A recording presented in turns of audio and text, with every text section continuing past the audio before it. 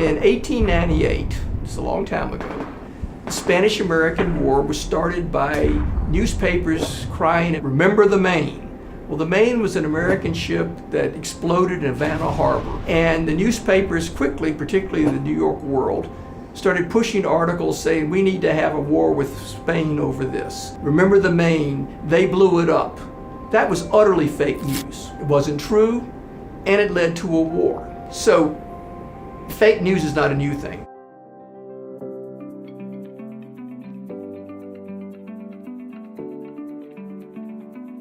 The First Amendment does not allow the government to regulate what companies or people, social media sites or newspapers or television stations, doesn't give them the authority to tell them what to say. The Communications Decency Act, which was passed in 1996, pretty much insulates these companies from civil lawsuits for either their attempt to moderate or their decision not to moderate. Under Section 230 of the Communications Decency Act, there's absolutely no obligation to moderate so-called fake news.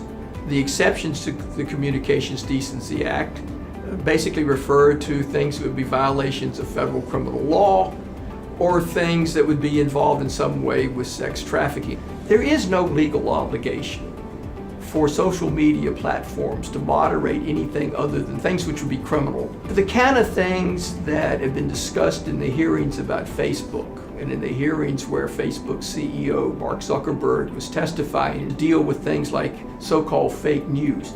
As for that, there is no law that requires them to do that, number one. And number two, despite the pressure from the senators, under the First Amendment, no such law could possibly be constitutional.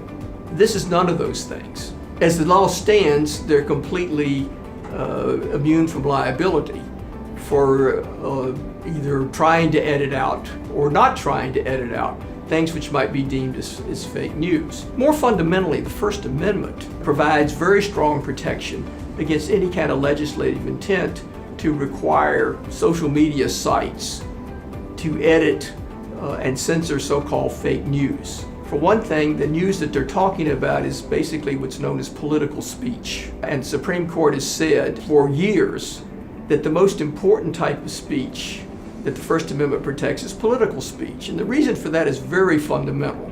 And it goes all the way back to 1798 when Congress passed a law called the Sedition Act that made it a crime to criticize the President of the government of the United States. And Madison wrote a very fundamental paper where he basically said you cannot have popular government elections if you can't have discussion of issues and parties and personalities that run in those elections.